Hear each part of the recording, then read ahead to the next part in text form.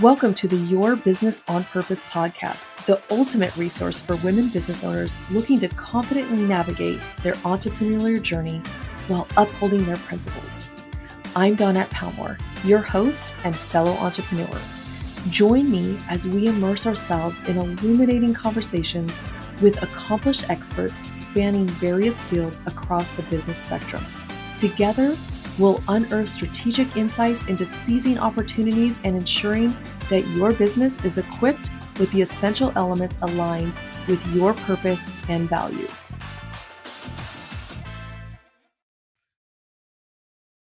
Welcome back to Your Business on Purpose podcast. I am your host, Dawnette Palmore, fractional CFO, money coach, and insurance strategist.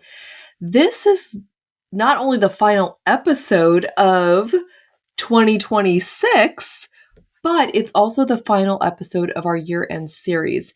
And today we're talking about how something that affects your money, your taxes, and your long-term protection more than almost anything else. And this is your business structure and liability. So this is the kind of conversation that doesn't feel urgent until it suddenly is. But making these decisions now before the year ends can save you thousands. It can reduce risk and give you a level of confidence that honestly feels different. So today I want to slow down and walk you through the things that really matter when you're thinking about your entity, your liability, and the foundation your business is standing on going into the new year. So most business owners start their business the same way, right? We usually start as solopreneurs. It's simple, it's quick, it's easy, and in the beginning, it's perfectly fine most of the time. But as your business grows, your income grows, right? The way your business is set up starts to matter a lot more. And I want you to think about it this way. Your entity is like the framework of your house, right? It's the frame. If the frame isn't strong, or if it's not designed for the size of the house you're building, you're probably going to have some problems, right? So solopreneurs create two big issues. One, you have unlimited personal liability. This means everything you own is exposed. Your car, your home, your bank accounts, all of it, if something goes wrong. Two, you're far more likely to get audited by the IRS. So sole proprietors filing a Schedule C have one of the highest audit rates. And the reason that we're talking about this is because your entity influences your taxes, your liability, your insurance, your payroll, your legal protection, even how much money you can take home. So if you've been in business a bit and you're still a solopreneur or a solo proprietor, that's what I should say. It's not solopreneur. Solopreneur is like stuck in my head.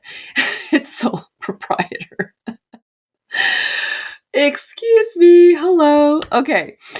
This is your invitation to look at whether that is still making sense for you. Sole proprietors. Oh my gosh, I've been saying solopreneurs. Okay. Maybe the next step for you might be an LLC. So for a lot of people, moving into this LLC is the first real shift, right? It gives you liability protection, it separates you personally from the business, and it creates structure. But also, an LLC itself doesn't change your taxes. It changes your protection, not your IRS treatment. So good fun fact to know. So if you're looking to get liability support, fabulous, because we don't want to put our personal stuff at risk for our business stuff, right? If you want tax strategy, there's another level you might consider. And again, before we go any further, you need to talk to your tax professional. And if you don't have one, please get in touch with me. I have a really good one that is going to ask you a lot more questions deeper than this podcast is going to about what's going to be the perfect setup for you and your business and what you're doing because there's a lot more going into this than just more money you make change the way that your entity is set up. So make sure you're working with a, let's say it together, tax professional. That's right. Okay. So then we have something called the S Corp. And this, for many for many cash flowing businesses, especially service based ones, an S Corp can make a huge difference. And I've had an S Corp since, oh my gosh, 2006, I think.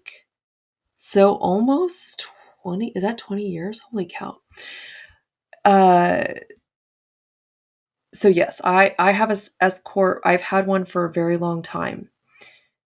So through S Corps, we're able to pay ourselves a reasonable salary. Not only you actually have to pay yourself a reasonable salary per the tax code.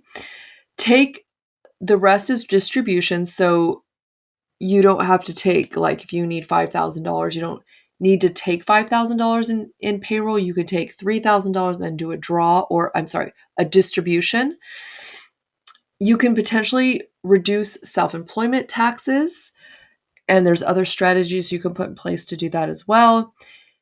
Some different insurance products and things like that can also help reduce your self-employment taxes.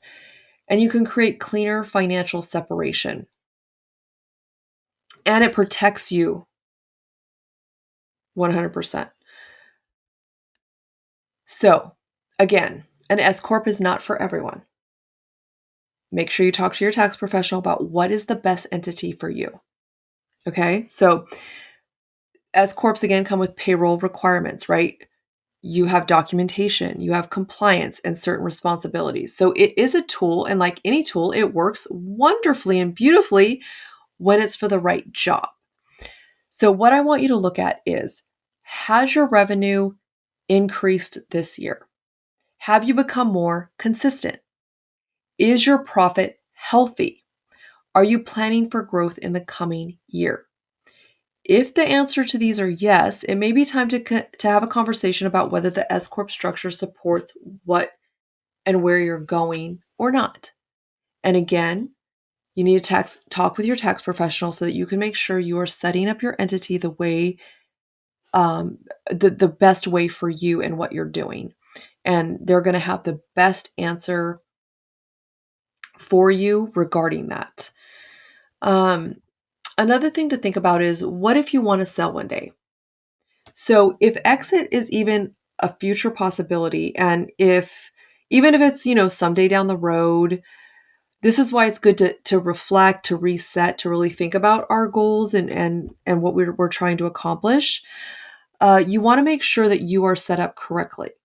So there are structures that can make the sale of your business far more profitable, including opportunities like Section 1202 for certain corporations. And you don't need to be an expert in this, again, because why? We have a tax professional on our side. But what I would say is that you do need to know if your current structure aligns with your long-term goals. Okay, and I just talked about that. And of course, it's the perfect time to look at it because it's the year end. And we want to make sure everything is in order. And so if you have not listened to podcast number 179 or 181, please go back and do that, because those are actually pre-steps to this one.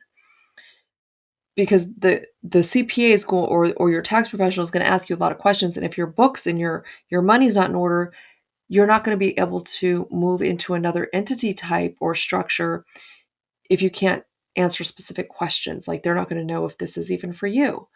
So make sure that you go back to episode 179 and 181 and listen to those and follow those, and then come back to this episode and go back to your tax professional and ask if you are in the best entity structure for what you're doing.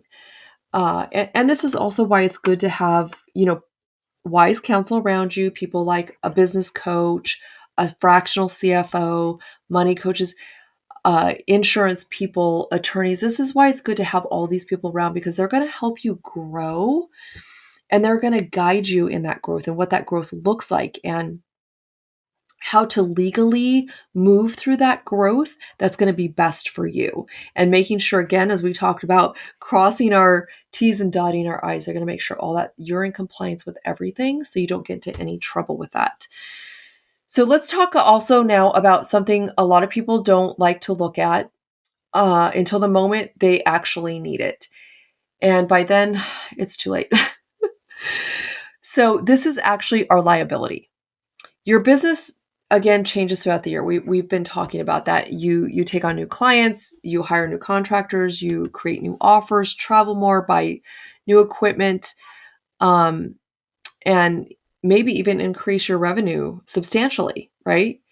But most people keep that same insurance policy they bought 2 years ago, 3 years ago, 10 years ago, as if their business hasn't changed. And this can be so detrimental to your business. There are so many stories of people who have not changed their policy, and when they went to make a claim, it got denied, or they didn't get as much as they were expecting or hoping for, or that they needed. So please talk to your insurance agent as well and make sure that you are protected properly. So when you're renewing your entity, or I'm saying when you're reviewing your entity, also look at the policies the same way you would look at the foundation of your home, right? Is this built for what I've created now? Fair question, right? So our coverage needs to reflect our current revenue, the services you offer, the people you hire, the equipment you bought, the states you operate in. If you operate in multiple states, you need to also be insured for those things. The exposure that you take on this next coming year, right? The events you've held, the places you've traveled, the assets you've accumulated. And if those things change, your coverage likely needs to change with it. So again, this isn't about fear. It's not like, oh my gosh, what am I going to do? Guess what? You're going to look at it. You're going to talk to your insurance professional, your insurance agent. That's what they're there for, so that they can help you be in the know and help you stay protected. And I find a lot of times people, we protect, we have our car insurance, our homeowners, but a lot of people forget about their business and covering their business. And just like I said earlier, we don't think about that until something happens, and then it's too late because you can't call the insurance company and retroactivate things. It just doesn't work that way. They take on risk before the fact, not after the fact, and that can just put you in such a bad position. So that's why we're having this conversation, because I want you to be protected and I want you to be in the know about all the things business. And this is really something I find that a lot of people sometimes overlook. So let's talk about some specific areas to review. And I just want you to really think about these things in your head as you're moving into the new year, as you're getting your books in order, as you're getting your finances in order, as you're, looking at all those things.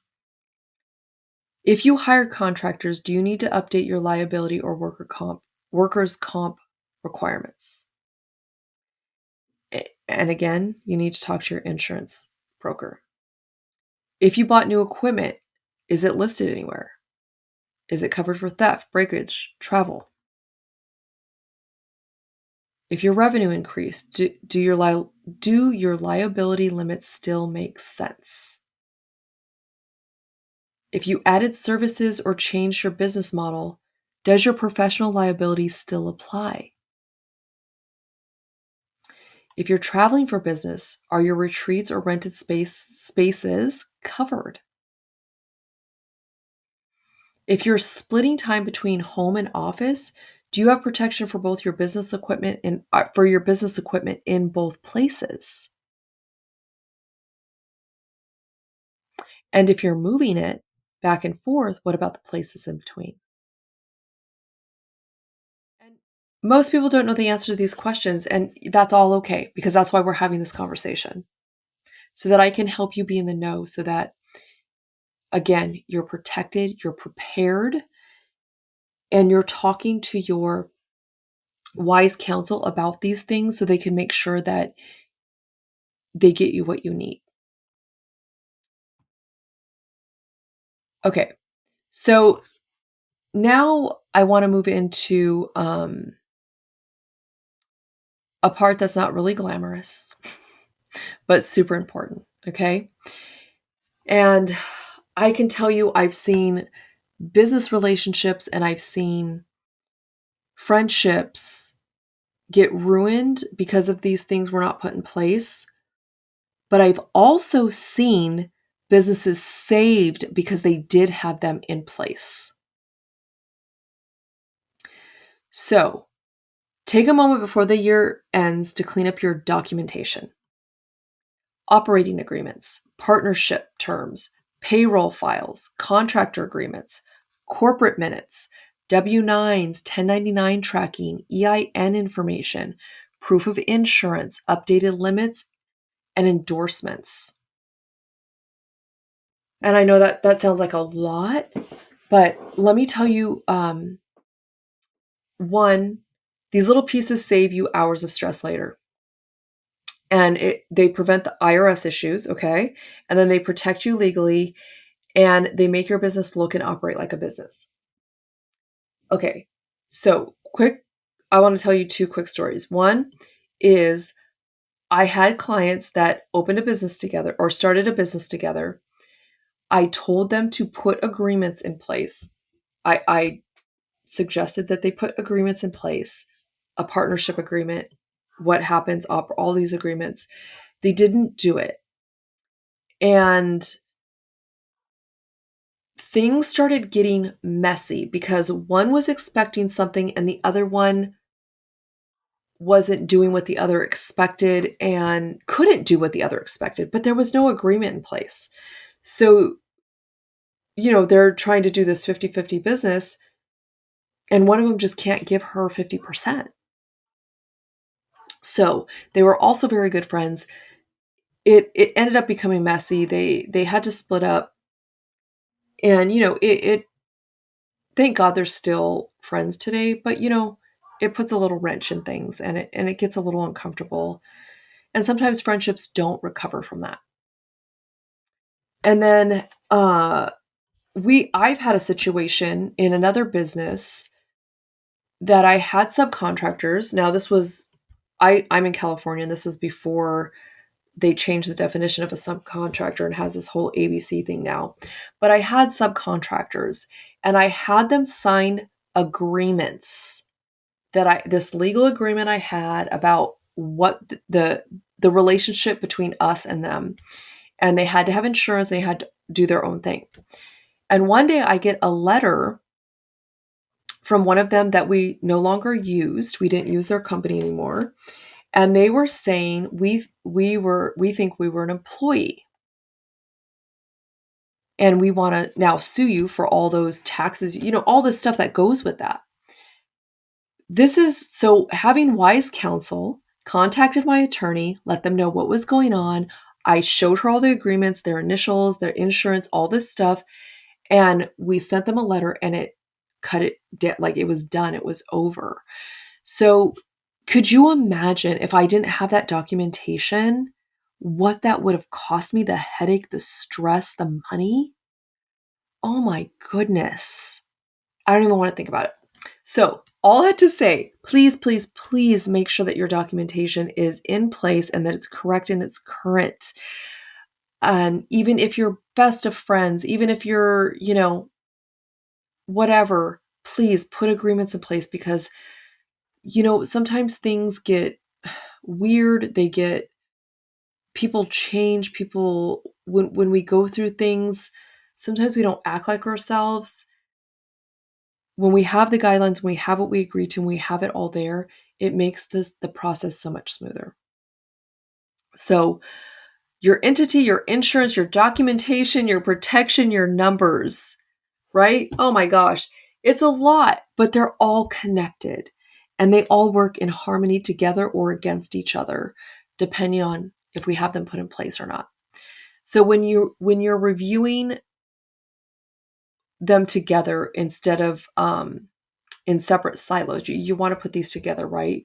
You're going to get the full picture of your business, which is important. Like if we talked to one, it's completely important for taxes, for your peace of mind, for your sanity, but also if you are going to sell your business one day, right? So we want to put you in a place where you stop operating reactively. You stop hoping everything is fine. You stop wondering what you're missing. And you start moving into the new year with alignment, structure, protection, and confidence. This is what I want for you. I want you to have all the things. I want you to be able to do all the things, but I don't want you to have the stress. I want you to be protected and thrive and grow. That would make me so happy. I would love to hear your story if you guys have a story of growth and thriving. Oh, I absolutely love to see people win. I really truly do. It warms my heart and I'm getting a little emotional, but I truly love to see people win. I love to see even, people I don't like. I love to see people win when they've worked so hard and their dreams are possible, like not just possible, but they've come true. They've achieved them. It's so beautiful. And I just, what a way to end the year. Just being grateful, focusing on or reflecting on, the people I've seen win and how much joy it brings to my heart. And that is the wish I have for you. So I hope these 3 episodes and conversations help you feel more grounded, more aware, and more empowered as you close out this year and step into the next. And if you need or want support reviewing your entity structure, your taxes, your financials, your insurance, reach out to me. I'd be happy to help you. I offer free discovery sessions so we can find out where you're at, what you need help with, and whether or not we would be a good fit for each other. And if we're not, I'm okay with that. I will let you know and I will point you in a direction that you need to go. So this is what I love to do, and it's exactly what I help other people do, so they can lead with clarity instead of chaos. So as always, from chaos to clarity, your journey starts here.